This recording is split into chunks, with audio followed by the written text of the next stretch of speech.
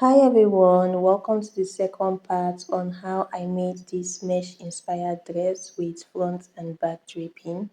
Now, if you have not watched the first part where I showed how to draft the draping as well as the dress, please do well to watch that. I'll leave a link to that on the description tab. Now at the end of this video, I would also show you all two more methods on how to achieve this draping without stress. So please stick around and let's get started. Now for the drape, my pattern is on a fold and I also went ahead to draw a line on one side of the fabric on the folded part to serve as a guide, and then I place my pattern there. So the line is not so visible, please bear with me. So the next thing I did was to locate the hip points to make sure that below the pattern can accommodate the full length. I also checked that above the hip will be able to accommodate the draping. And when I was sure that everywhere is set, I went ahead to pin the pattern. Now after the line, I also had 2 inches allowance on the side, and let's begin. So from the hip point, I went ahead to locate the full length of the dress on one side. Following the line, I just retraced it down. And then from the line on the other side, I went ahead to mark exactly what I have on the full length of the pattern, on the full length of the dress. And when I mark that, I'll just connect it straight up to the pattern.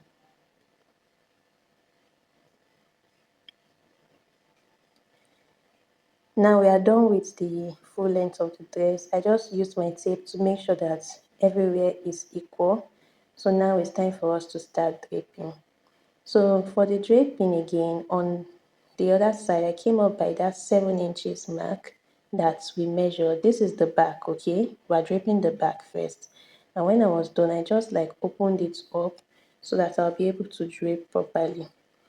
Now, I started by coming up by 1 inch. I'm going to be using 1 inch space for my drape. If you want, you can use 2. I even preferred I used 2 because my drape was not so full, but anyone you use is okay. So you would come up by 1 inch, pin your first line, come up by 1 inch again, pin your second line, come up by 1 inch again, pin your third line. So that's what I'm doing right here, and that's what you keep doing till you get to the top of till you get to the last line on the top, okay? So while pinning, also make sure to be pinning the other side of the pattern so that it will stay in place, and that is just it. So if it's 1 inch, 1.5 inch, 2 inch, just come up by whatever inch you are using and keep pinning your lines, okay?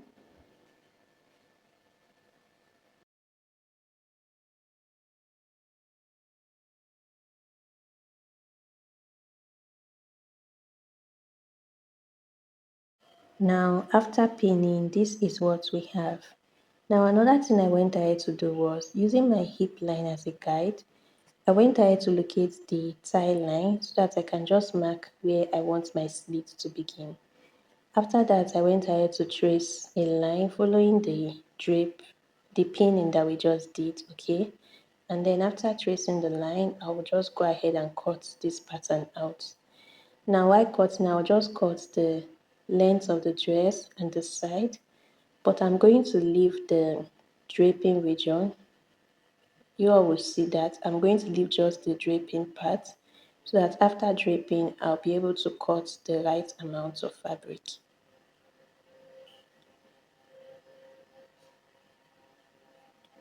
Now, the next thing we're going to do is to join back what we have spread. So using our paper as a guide, we'll pleat the 1 inch that we added and join the paper to our initial pattern. So for the next line as well, we'll pleat the 1 inch and join the paper to the last paper. So that's what we'll keep doing till we get to the top of the paper. So this process is not easy actually. It's actually time consuming. Even at a point, I started using my discretion to pleat 1 inch And after pleating 1 inch, I added my paper. After 1 inch, I added my paper. Like I just marked exactly where the paper is meant to be, and I started using my hand to pleat it directly. But at the end of the day, the idea is to get a drape, and the idea is to make sure that your paper aligns just like this. Okay, so I'm done pinning and pleating. So I went ahead to cut out the excess fabric that I had. Now while cutting, as you all can see, I did not add any allowance. The allowance is already added when we drafted our pattern. So any extra allowance, I went ahead to cut it off. And this is it for the back. Now, for the back draping, remember that we cut it on a fold, so both sides of the back are joined together. So what I'm going to do is I will start by running a straight stitch on the drape parts just to join them together. And after running the straight stitch on it, I'll go ahead and separate them. Don't worry, I'll show you all how to do it later on in the video. Okay.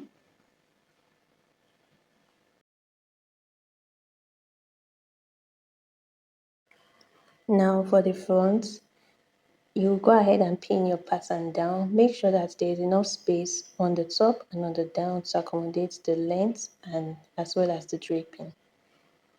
Now, following the pattern on one side, I went ahead to draft a straight line using my ruler, and then from that side, I went ahead to measure exactly what I have on the full length of the pattern, and following the line, I marked the same thing on the full length of the fabric.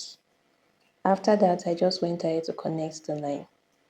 Now for the draping, on the midpoint of the drape, I went ahead to draft a straight line. Now that straight line is what is going to guide us to make our drapes. After drawing the line, I went ahead to open it up. One is going to be for one side and the other is for the other side. So it would also help me to drape properly without any and pin properly as well.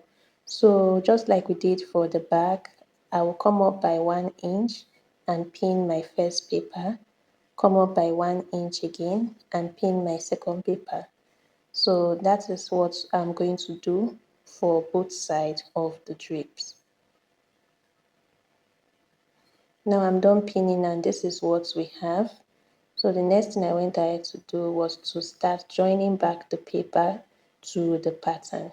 So we'll pleat and then we'll join. We'll pleat and then we'll join.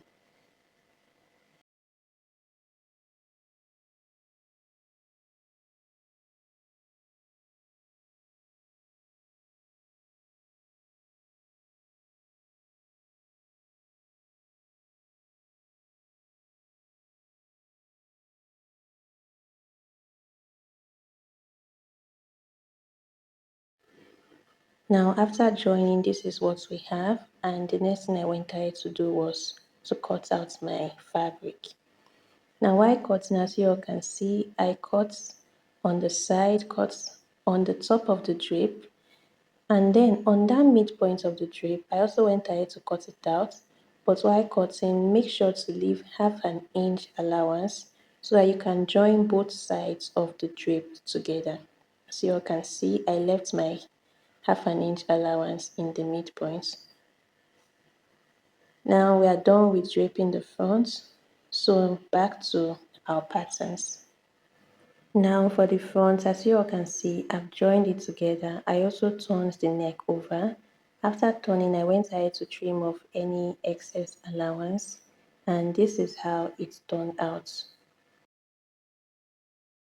For the back as well, I also turned the neckline over. On the keyhole side, I just came in by half an inch and used my curve rule to connect it to both the top and the down, and then I sewed on it.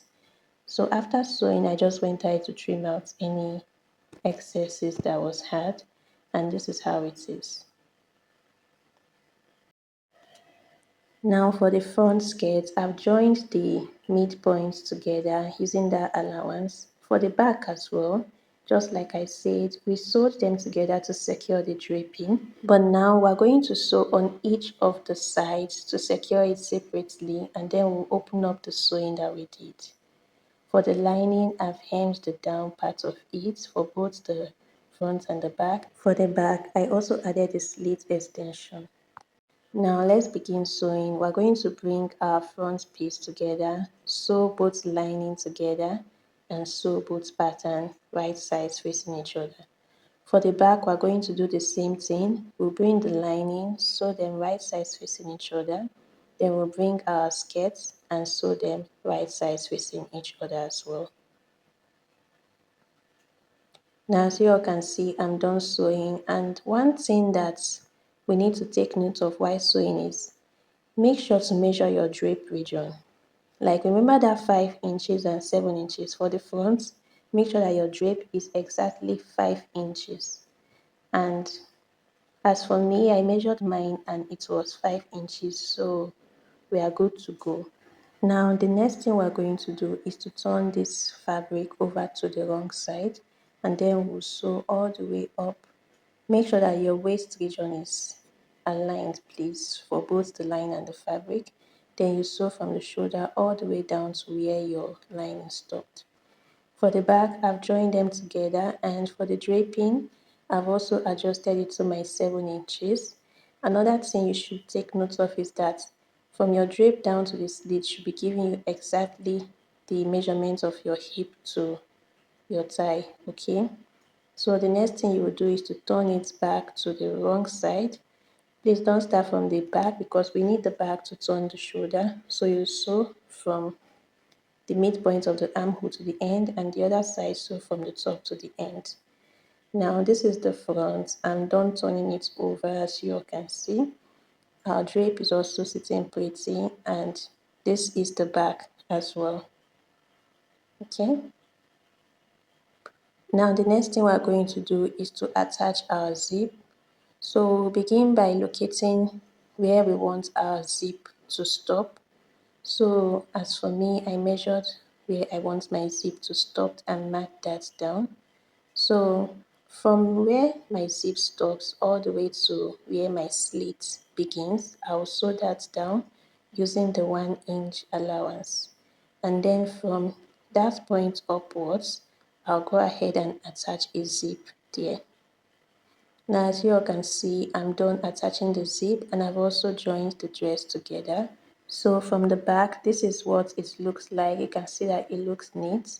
Now for that slit region, you will just turn one side over to the other side and tack it down. Any side you use is totally fine, just tack it down. Now for the up of the dress, you can just go ahead and add a press on button there, and you are good to go. So the next thing we're going to do now is to join the shoulders of the front and the back together. So using the lining of the back, we'll use it to wrap the shoulder of the front, and then we'll sew on it. Okay?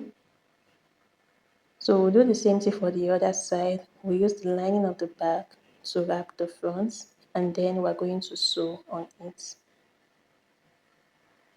Now as you all can see, I'm done sewing and it is looking neat. The next thing we're going to do is to close back the 1/2 inch space that is left on the back. Now for the sleeve, I'm going to be drafting both sleeves together. As you all can see, my fabric was not enough, so I had to join pieces together to achieve this. So from the start line, I came down to mark the cap's height as well as the elbow line and the full length of the sleeve.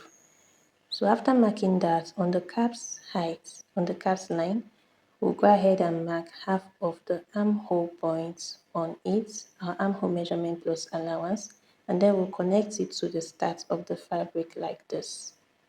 After connecting it, we'll locate the midpoint of the line and mark it down. And then after marking it down, using our curved rule, we'll connect from the down to the midpoint and from the midpoint to the top. So I just used my hand to trace it, but you can use your curved rule for that. Then on the elbow line, I went ahead to mark the elbow measurement plus allowance. Now this is a trumpet sleeve. A trumpet sleeve is fitted on the elbow and then it's placed on the side. So after marking what I have on the elbow, exactly what I have on the calf side, I'll go ahead and mark that on the full length. Now my material was not enough to achieve this, so at the end of the day, I got, instead of a trumpet, I got a straight sleeve, but you can get the idea of what I was trying to do. Okay, so when I was done, I just like connected all the points together, and then I'll go ahead and cut out my sleeve.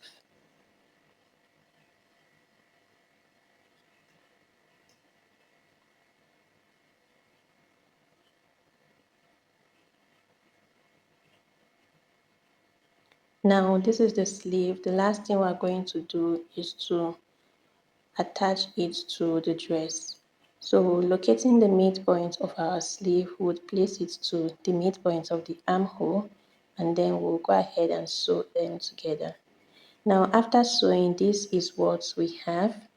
So the next thing we're going to do is to turn our fabric over to the wrong side, pin all the right places together, the waist point, the armhole, everywhere, and then we'll sew from the sleeve to the down using our sewing allowance. Now for the two methods, imagine this is your skirt after you have slashed your pattern and spread it on a fabric.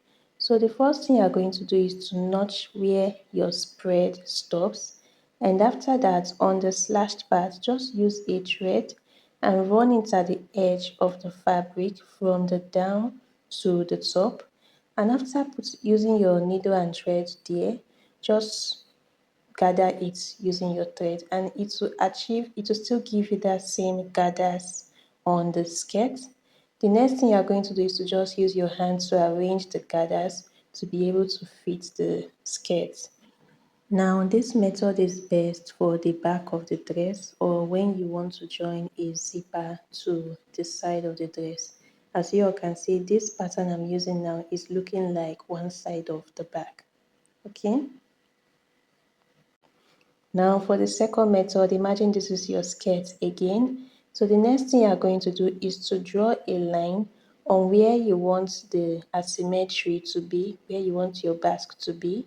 And then after drawing the line, as you all can see, I'm going ahead to draw the line. Then after drawing the line, just like we did for the first method, you're going to use your thread and run it through the line. Your line is going to serve as a guide. After that, you will just gather it. As you all can see, the basque shape is formed and the gathers are formed as well. Now for the other method, for the side gathers, you would also draw a line on the side you want the basque to be and run your thread following the line. And after that, you will gather it, and you can see it gave you the basque as well as the gathers. So whichever method you use will still give you the same result. So choose your struggle wisely. Now, at the end of the day, this is how the dress turned out. I'm really sorry, guys, that I was not able to get a clear video of this dress, but I hope that this would still serve. Now, if you all enjoyed my video, please give it a thumbs up, comment, share to anyone that you think it will be helpful to, and please subscribe to my channel. Thank you.